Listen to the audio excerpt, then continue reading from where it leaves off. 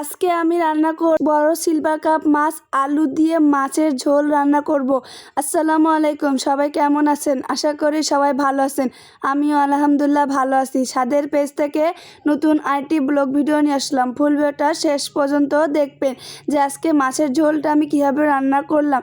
এদিকে মাটির চুলায় প্রথমে কড়াইটা বসে দিয়ে এর মধ্যে এখন পরের মতো তেল দিয়ে দিলাম। পরের মতো তেল দেওয়া শেষ করে এখন পরের মতো পেঁয়াজ কুচি আর কাঁচামরিচ দিয়ে পেঁয়াজ কুচি আর কাঁচামরিচটা একটু বাদামি কালার করে নিয়ে এর মধ্যে এখন আমি জিরের গুঁড়ো পরিমাণ মতো দিয়ে দিলাম। জিরের গুঁড়ো দেওয়া শেষ করে এর মধ্যে এখন 1 চামচ রসুন বাটা দিয়ে দিলাম। 1 চামচ রসুন বাটা দেওয়া শেষ করে তারপর 1 চামচ মরিচের গুঁড়ো দিয়ে দিলাম।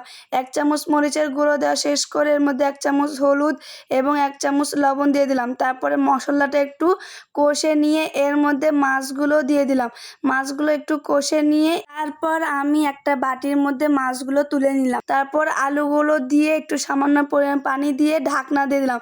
পানিটা কমে নিয়ে আলুটা অনেকক্ষণ ধরে কষে নিলাম। তারপরে কষানো হয়ে গেলে আগের থেকে মাছগুলো তুলে নিয়েছিলাম। তারপরে মাছগুলো আলুর মধ্যে দিয়ে দিলাম। মাছ আর আলু একটু সামান্য কষে নিয়ে তারপর এর মধ্যে পরিমাণ মতো পানি দিয়ে ঢাকনা দিলাম।